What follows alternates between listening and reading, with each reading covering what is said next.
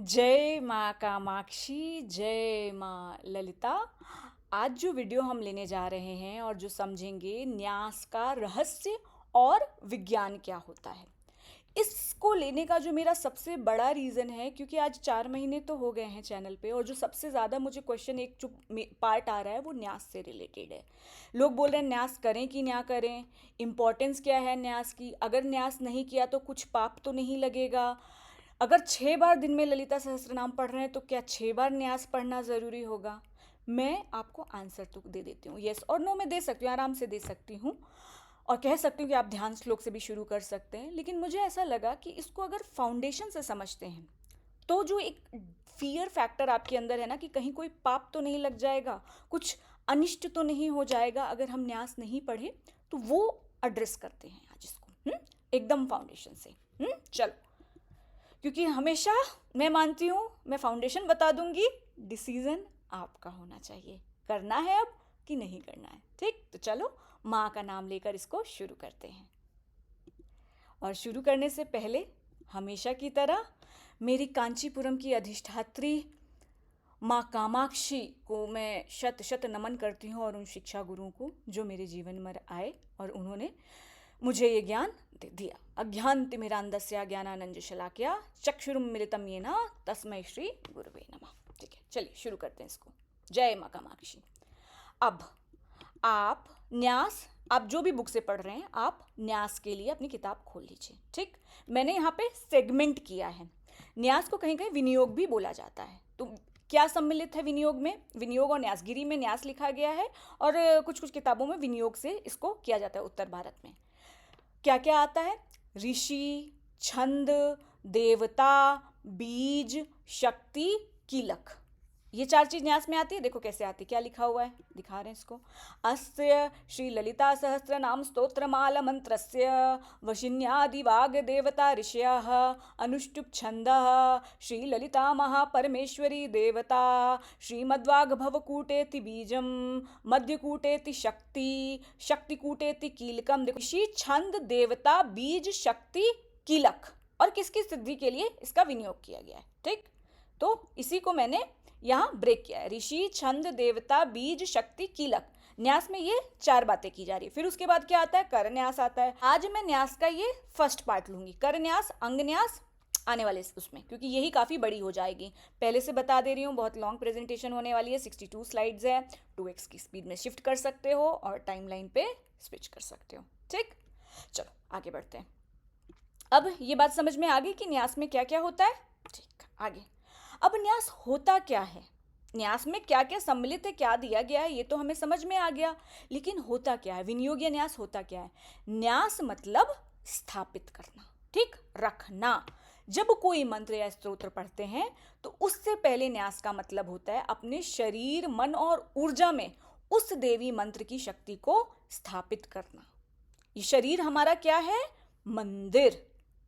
ठीक, एक होता है जो आकाश आपके चारों तरफ फैला है, एक चिदाकाश होता है जो आपका हृदय होता है। ठीक, तो अब इस शरीर रूपी मंदिर में मंत्र की ऊर्जा, उस मंत्र की ऊर्जा शक्ति को स्थापित करना और उसको संभालना, किलित करना, इसीलिए ये सारे न्यास किए जाते हैं। फॉर एग्जाम्पल, कोई मंदिर है, उसमें मूर्ति स्थापित की जाएगी ना, बस वही न्यास है। अब इस शरीर रूपी मंदिर में मंत्र की शक्ति को स्थापित किया जा रहा है। आगे समझ में आ गया ना? मैंने बताया था ना इससे पहले, अगर नहीं देखा है तो जो ब्रह्मांड में है वही पिंड में है। ये मैं डिटेल में नहीं बताऊंगी, बहुत बार बता चुकी। ठीक, चलो आगे बढ़ते हैं। एक एग्जाम्पल और देती हूँ ताकि तुमको समझ में आ जाए, डर ना रहे। नहीं, न्यास पढ़ेंगे ना, पढ़ेंगे तो कुछ अनिष्ट ना हो जाए, न्यास में कुछ गलत पढ़ दिया तो कुछ गलत, ऐसा कुछ फियर ना हो। पढ़ना है कि नहीं पढ़ना, तो समझ लो न्यास होता क्या है ना? तो एक सुंदर मंदिर है, अभी वहां एकदम अंधेरे में है। जब तक मंदिर के बीचों बीच एकदम अंधेरा, दिया नहीं जलाओगे, वहां प्रकाश नहीं फैलेगा। एग्जाम्पल और देती हूँ, रिसर्च पेपर होता है ना, मैंने पहले वाले वीडियो में बताया था, पब्लिश होता है तो उससे पहले लिखा जाता है ना, किसने लिखा, किस पर्पस से लिखा गया, इसमें क्या क्या बातें बताई गई, इसको पढ़ने क्या, ये सारी चीज़ें दिया जाता है ना, सबसे ऊपर पहले दिया जाता है एब्स्ट्रैक्ट में, है ना? तो वही चीज़ न्यास है। इजी भाषा में, मैं क्षमा चाहूँगी सबसे कि, लेकिन इसको समझाने के लिए कि न्यास क्या होता है, अब न्यास से डरना है कि पढ़ेंगे तो क्या होगा, नहीं पढ़ेंगे तो क्या होगा, ये लास्ट में आपका डिसीजन है, लेकिन अभी समझ में आ गया ना न्यास क्या होता है। ठीक, चलो, जय माँ ललितांबिका। कुछ टफ हो रहा है तो बता देना बच्चा। हाँ, बहुत आसान तरीके से एग्जाम्पल्स करके मैंने पूरी कोशिश की है कि मैं आपको समझा सकूं। अब फिर इसको ब्रेक करते हैं। मैंने बोला ना आज फर्स्ट पार्ट लेंगे। क्या दिया इसमें, ऋषि, छंद, देवता, बीज, शक्ति, कीलक। पहले मैंने पढ़ दिया, देखो इसको ब्रेक करो। इस ललिता सहस्त्रनाम स्तोत्र के वशिन्यादि वाग देवता ऋषिया क्या बोला गया है, वशिन्यादि वाग देवता ऋषि, तो मैंने इसलिए ऋषि लिख दिया। अनुष्टुप छंदः, ललिता परमेश्वरी देवता, देवता कौन है, ललिता परमेश्वरी है। श्रीमद् वाग्भव कूटेति बीजम, बीज क्या है, वाग्भव कूट है। मध्य कूटेति शक्ति, शक्ति क्या है, मध्य कूट है। शक्ति कूटेति कीलकम, कीलक क्या है, शक्ति कूट है। इसमें इसका विनियोग किया जाता है। तो अब आगे की स्लाइड में हम क्या समझेंगे, हम समझेंगे ऋषि, छंद, देवता, बीज, शक्ति, कीलक होते क्या हैं। जय माँ ललितांबिका, माँ कामाक्षी की जय, जयकारा शेरा वालिदा। बोल दो समझ में यहाँ तक आ गया। अब ऋषि, अब पहला लेते क्या है, ऋषि। क्या बोला गया है, वशिन्यादि वाग देवता ऋषि। अब क्या है, यही बोला ना, वशिन्यादि वाग देवता इसके ऋषि हैं। अब ऋषि समझने से पहले मंत्र क्या होता है हम वो समझते हैं। मननात् त्रायते इति मंत्रः,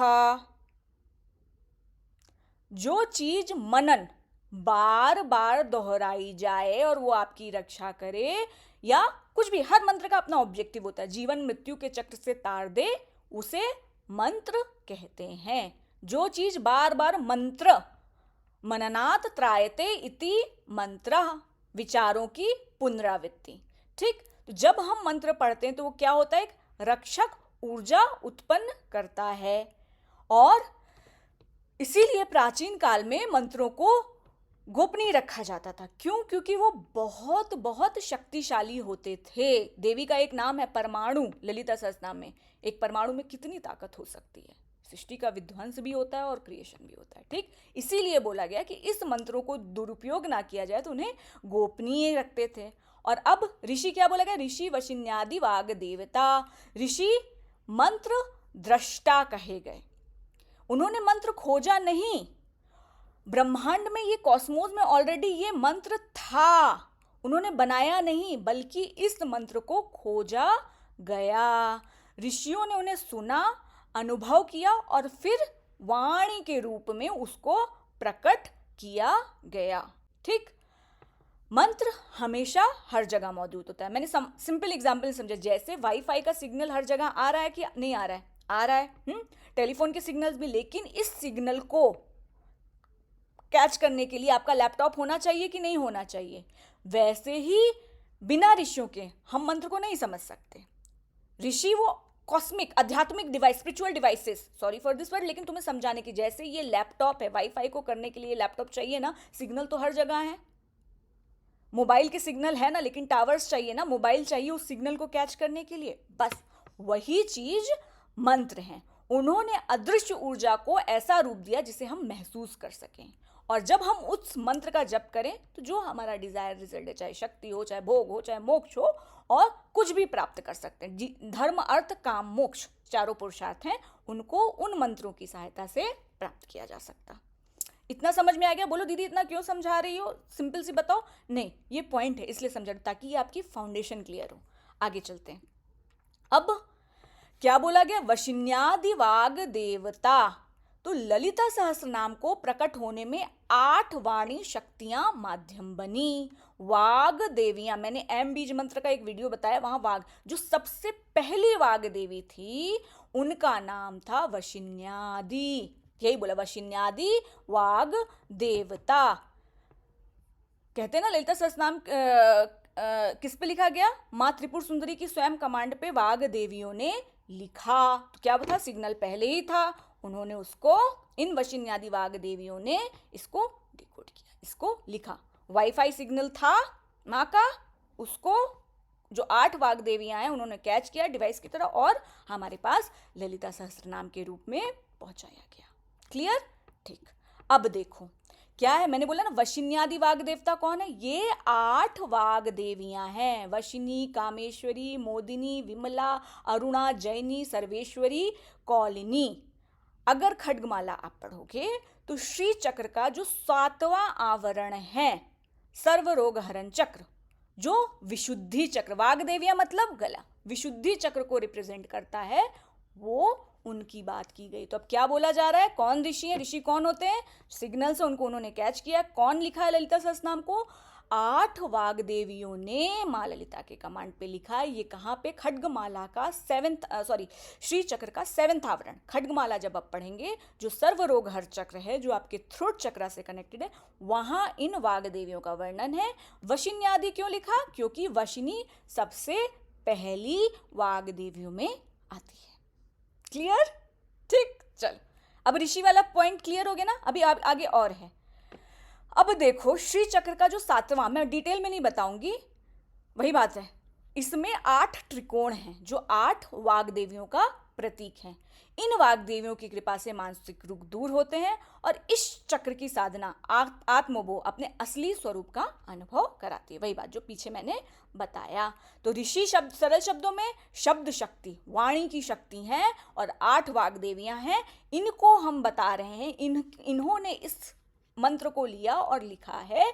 इनका न्यास साधक की वाणी को शुद्ध, प्रभावशाली और दिव्य बनाता है। अब बोलो ऋषि और न्यास में क्यों लिखा गया है, इसलिए लिखा गया है, स्मरण जिन्होंने आपको दिया उनका ग्रैटिट्यूड करोगे ना।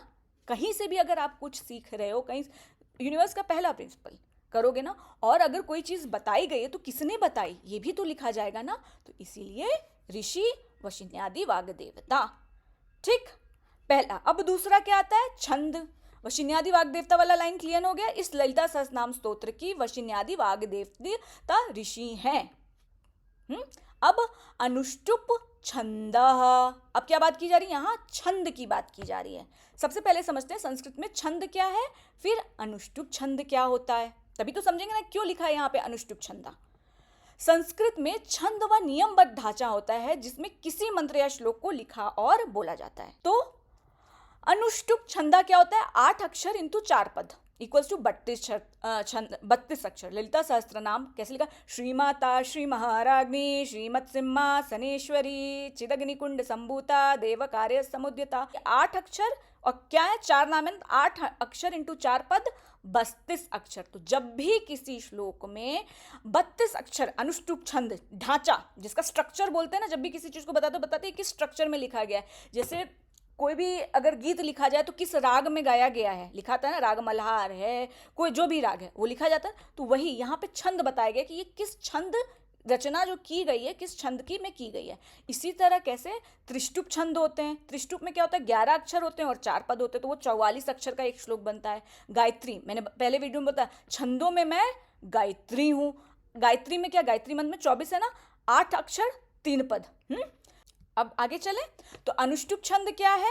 अनुष्टुप छंद ललिता सहस्रनाम अनुष्टुप छंद में लिखा गया है, जिसमें 8 अक्षरों के 4 पद हैं, यानी हर श्लोक में 32 अक्षर है। क्लियर, जय मां ललितांबिका। कठिन तो नहीं हो रहा है ना, मेरे को बता दो। हाँ दीदी कठिन नहीं, कोशिश कर रही हूँ कि जितना सरल बता सकती हूँ। अब एक एग्जाम्पल से समझते हैं, या अब एक एग्जाम्पल लेके समझते हैं। पहला श्लोक देखिए, श्रीमाता श्री महाराज्ञी श्रीमत् सिंहासनेश्वरी, कहीं कहीं सिंहासनेश्वरी बोला जाता है, साउथ में सिंहासनेश्वरी बोलते हैं। चिदग्निकुंड संभूता देव कार्य समुद्यता। देखो श्रीमाता श्री महाराज्ञी 8 अक्षर, श्रीमत् सिंहासनेश्वरी 8 अक्षर, चिदग्निकुंड संभूता 8 तो 8 इंटू 4 32। एक ध्यान देने वाली बात है, संस्कृत छंद शास्त्र में अर्धमात्रा की गिनती नहीं की जाती है। छंद बनता है लघु और गुरु वर्णों के क्रम से। लघु वर्ण 1 मात्रिक ध्वनि, छोटी मात्रा जैसे का ता मा ना, गुरु वर्ण 2 मात्रिक ध्वनि का ता ग्या, ठीक, 2 मात्रिक ध्वनि। लघु और गुरु से बनता है स्वर और व्यंजन। और आधी ना पूर्ण वर्ण को देखते हैं, आधी ध्वनि को नहीं देखते हैं। अब इसको समझते हैं ये कैसे बना। श्री माता, वहां तो तुमने बस ऐसे जल्दी जल्दी देख लेना, अब इसको ब्रेक कर रहे हैं। श्री, क्योंकि देखो आधी मात्रा में, श्री माता, गुरु लघु, और ये श्री माता 3 हुए। महाराज्ञी, श्री 1 2 3 4 5 8 हो गए। श्रीमत, श्री मत, क्योंकि देखो ता आधा है ना तो आधे को नहीं गिना जाता। श्रीमत सिंहासनेश्वरी, आधे को नहीं गिनते, तो 6 हो गए, 1 2 3 4 5 6। ठीक, ये मात्रा है, तो 8 वर्ण। इसी तरह चिदग्निकुंड संभूता, तो 8 वर्ण। देव कार्य समुद्यता, ये पूरी कैलकुलेशन दी है, आप आराम से करके देख लीजिएगा। अब जोड़ते हैं 8 8 32 वर्ण। अब क्या बोला गया है, ये अनुष्टुप छंद में लिखा गया है। यहां तक क्लियर हो गया। हमने अब तक क्या पढ़ा, रिवीजन करते हैं। हमने पढ़ा न्यास में ऋषि कौन होते हैं, वाईफाई का सिग्नल कैच करने वाले। ऑलरेडी मंत्र था, उन्होंने उसको डाउनलोड किया और हमारे तक पहुंचाया। और किसने किया था, वशिन्यादि। तो पहली जो वाग्देवी है उनका नाम वशिनी है, और 8 वाग्देवी है उनका नाम दिया। उसके बाद दूसरे में क्या लिखा, छंद, अनुष्टुप छंद। अनुष्टुप छंद क्या होता है, 8 × 4 32 वर्ण से जो बना हो। ये भी हमने पूरा देख लिया। अब आगे चलते हैं, फिर पढ़ते हैं श्री ललिता महापरमेश्वरी देवता। क्या है, श्री ललिता महापरमेश्वरी देवता, वो तो हमें पता है। श्रीमद्वाग्भव कूटेति बीजम, क्या बोला गया, पहली लाइन, बीज एम शक्ति,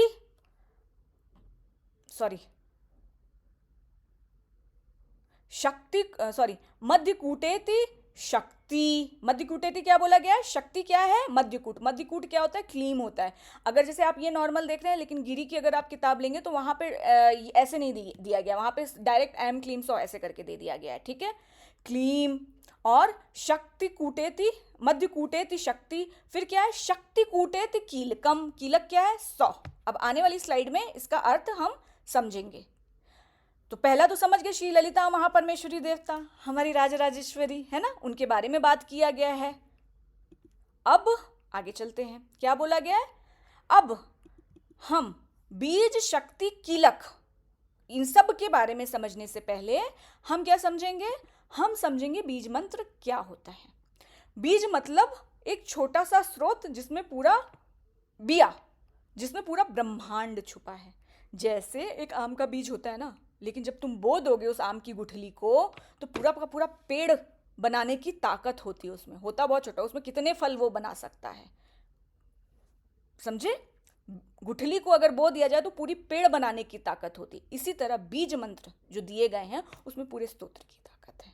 ललिता परमेश्वरी की पूरी ताकत निहित है। छोटा होता है लेकिन उसमें देवी की ऊर्जा छुपी होती है।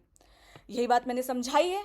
गेहूं का दाना बो दो, कितने सैकड़ों, पूरी खेत तैयार हो जाएगा, सैकड़ों दाने उगते हैं, फिर फसल कट जाती है, फिर बीज यूज हो जाता है, कुछ रख देते, फिर बेते, फिर पूरी फसल तैयार हो जाती है। धान का बीज, इन छोटे छोटे बीज में अनंत उत्पादन की शक्ति होती है। क्लियर, जय मां कामाक्षी लिख दो। हाँ चलो, अब बीज मंत्र क्या होता है, अब इससे तुलना करते। भाई मैंने बताया छोटे बीज में ऐम रीम क्लीम ऐसे ये सारे बीज मंत्र है। जब इनका हम जप करते हैं तो हमें शक्ति, पूरा वृक्ष बनाने की शक्ति, देवी की पूरी शक्ति का विस्तार इन बीज मंत्रों के जाप से होता है। यहां तक समझ में आ गया ना, बीज की बात समझ रहे हैं। अब ललिता सहस्त्र नाम में बीज मंत्र, उन सब को समझने से पहले ये समझो कि बीज मंत्र समझ गए। अब ललिता सहस्त्र नाम में क्या है, बीज मंत्र छुपाए गए हैं, इनकोडेड किए गए हैं। जैसे किसी कंप्यूटर में डेटा को इनक्रिप्ट किया जाता है ना, वैसे ही पूरी ललिता सहस्त्र नाम में बीज मंत्रों को इनक्रिप्ट किया गया है, छुपाया गया। इनक्रिप्शन। अब कितनी तरह से इनक्रिप्शन किया गया है, 2 तरह से, वो आगे की स्लाइड में समझते हैं। बीज मंत्र ललिता सहस्त्र नाम में 2 तरीके से छुपाए गए हैं। सबसे आसान तरीका, जिसे ध्यान से हम पढ़ेंगे तो पहचान सकते हैं, जैसे इजीली आप अगर पढ़ोगे ना, जैसे पढ़ रहे हो मंत्र पढ़ा, तुम्हें सीधे दिख जाएगा, अच्छा ककार रूपा कम बीज है ना, ऐसे करके। तो ललिता सहस्त्रनाम अगर तुम पढ़ोगे तो आसानी से तुमको वो दिख जाएगा कि अच्छा ये बीज तो डायरेक्ट मुझे मेरी आंखों के सामने दिख रहा है। एग्जाम्पल से समझते हैं। जो मैं सारे वैष्णव संतों को प्रणाम करती हूँ, भगवान कृष्ण और श्री राधिका रानी को प्रणाम करते हुए मैं इसे एग्जाम्पल को दे रही हूँ कि जैसे कहा जाता है भागवत में, श्रीमद् भागवतम में राधा जी का नाम नहीं है, लेकिन श्रीमद् भागवतम में राधा जी का नाम छुपाया गया। अगर बड़े बड़े जो उच्च कोटि वैष्णव संत कथावाचक जो हैं, जब वो बताएंगे कि अगर शब्दों को विशेष तरीके से अरेंज किया जाए तो राधा मंत्र उभर के आता है। जैसे श्रीमद् भागवत में 10वें स्कंद का ये 28वां श्लोक है। इसको ध्यान से पढ़ो तो क्या लिखा है, अनया आराधितो, अनया आराधितो शब्द में राधा की उत्पत्ति, देखो राधा दिख रहा है तुमको, आराधिता का अर्थ है पूजित और अन्या का अर्थ है गोपिका। तो इस प्रकार अन्या आराधिता से राधा नाम का संकेत मिलता है। एक दूसरा इजा एग्जाम्पल, रुद्रम तो सभी जानते हैं ना, नमकम चपकम, है ना। आपके आर्ट ऑफ लिविंग का भी एक बहुत अच्छा वैदिक पंडित्स का रेंडरेशन है नमकम चमका का, बहुत एकदम पूरे क्लियर टोन में उन्होंने नमकम और चमकम किया है। अब ओम नमः शिवाय नमः किसमें छुपा है, नमकम में। अगर कोई यजुर्वेद को पढ़े, कृष्ण तैत्रीय उपनिषद, ये उसमें तैत्रीय संगीता में, तो नमः शिवाय छुपा हुआ है। नमः, ये देखिए लाइन देखिए, नमः शिवाय च शिव तराय च, ऐसे करके नमकम चमकम चलेगा, तो उसमें आपको नमः शिवाय मिल जाएगा।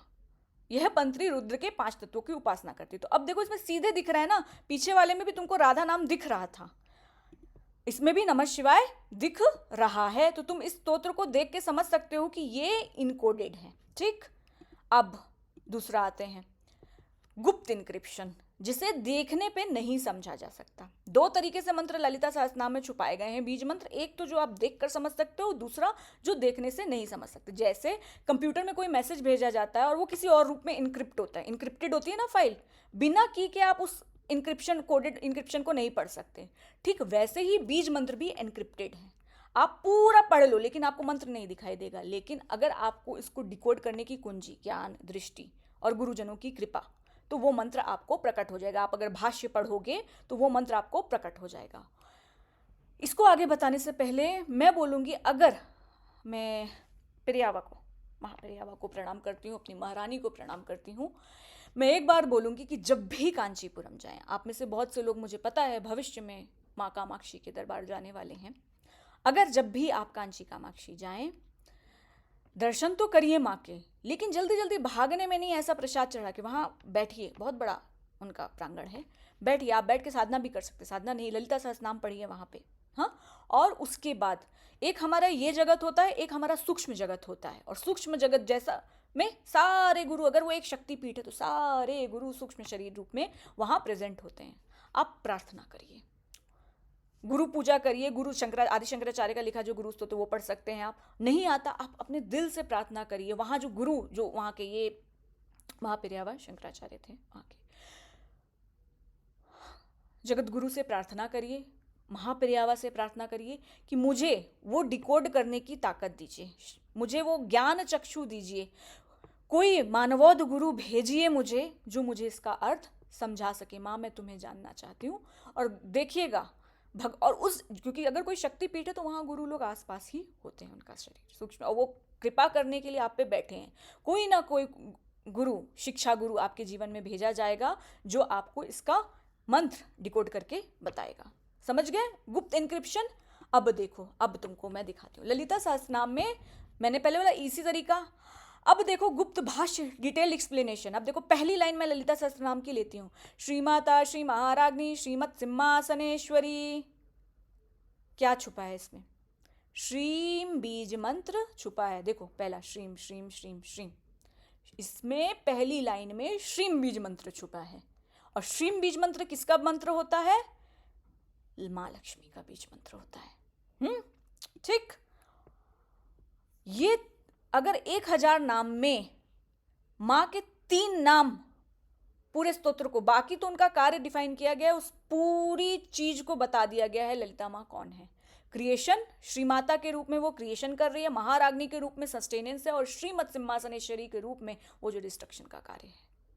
उपनिषद में इसे ब्रह्म के कार्य कहे जाते हैं। ब्रह्म के 3 कार्य हैं, सृजन, पालन, संहार।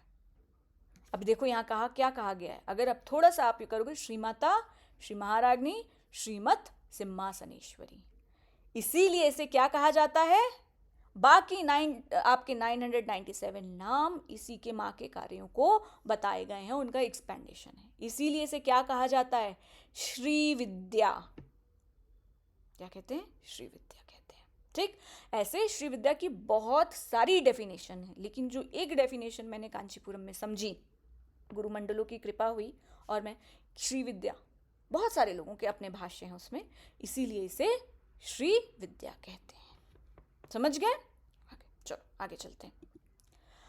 अब ललिता सहस्त्रनाम में 2 तरीके के मंत्र छुपे हैं, जैसे मैंने पहले बताया, जो देख के समझ जाए, और दूसरा डिकोडेड है। अब कौन कौन से मंत्र छुपे हैं? त्रयाक्षरी मंत्र छुपा है, जो बाला मंत्र होता है, पंचदशी मंत्र छुपा है, और फिर षोडशाक्षरी मंत्र छुपा है। षोडशाक्षरी में अगर आप पढ़ेंगे, मैं यहाँ मुंह से नहीं बोलूंगी, तो षोडशाक्षरी क्या है जो मैं बोल रही हूँ? श्री माता श्री महाराज्ञी श्रीमत् सिंहासनेश्वरी। ठीक। एक चीज, मैं कुछ ऐसे लोग मैसेज कर रहे हैं कि क्या पंचदशी ऐसे देख के पढ़ सकते हैं, षोडशी ऐसे? नहीं, मैं आज तक षोडशी नहीं कर रही। मैं सिर्फ इतना आपको बोलूंगी, आप पढ़ के क्या करेंगे? आपके सामने स्तोत्र है, वो पढ़िए ना। क्यों रिस्क ले रहे हैं? क्यों करना चाह रहे हैं? भगवती की कृपा होगी, 2-3 साल तक ललिता सहस्त्रनाम पढ़िए, जब तक आपको गुरु नहीं मिल रहे हैं।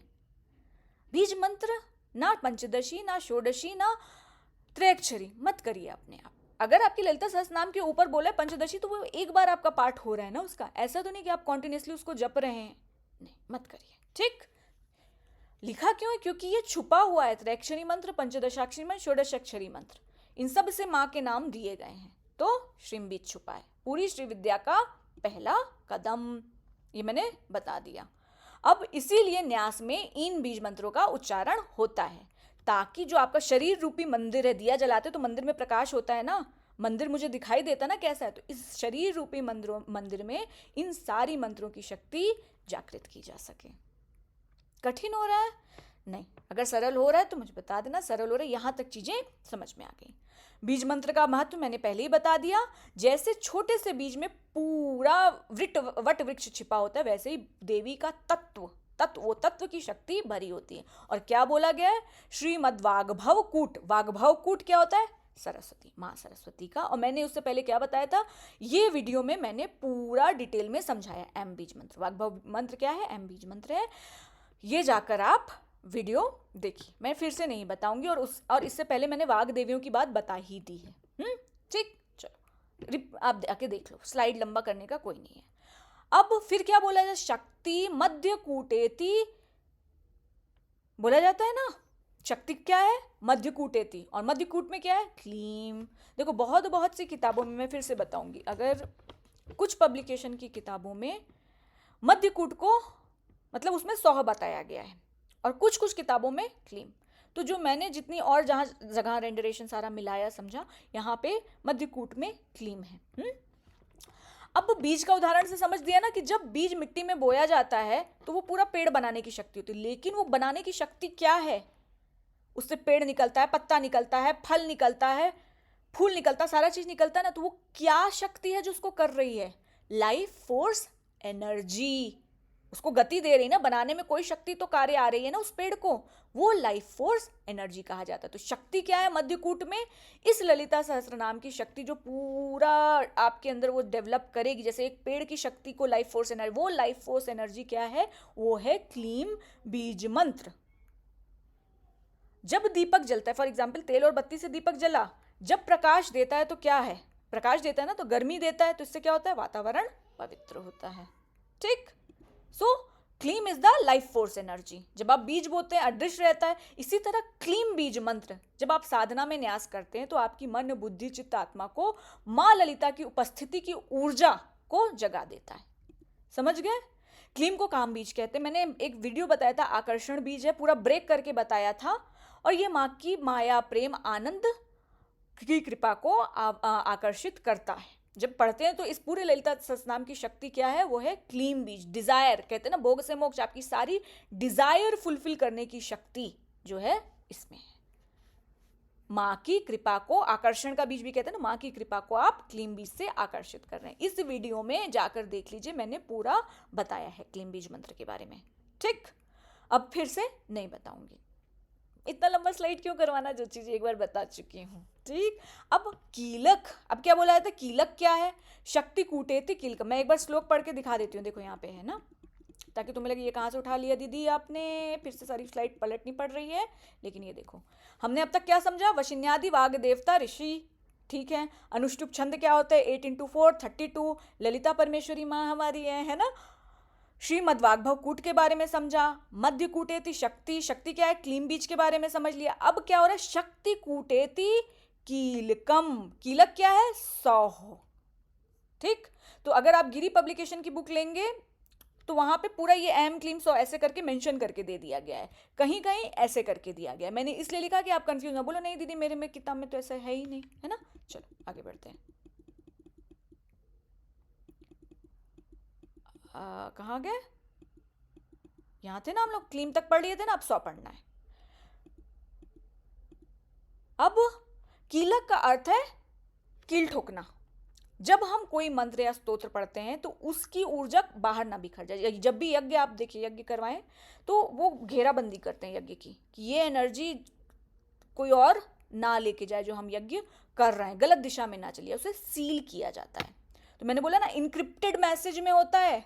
तो सौ क्या है, शक्ति कूट। कीलक क्या अर्थ है, इंक्रिप्शन को डिक्रिप्शन करते हैं ना, उसको खोलते हैं, तो डिक्रिप्शन की है सौ।